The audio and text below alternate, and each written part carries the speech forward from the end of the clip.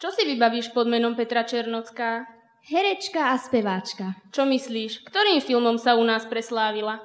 Nebola to náhodou Dívka na košteti, v ktorom hrala Saxanu? Znova do čierneho. Úvodnú skladbu z tohto filmu vám zaspieva Eva Hornáčková.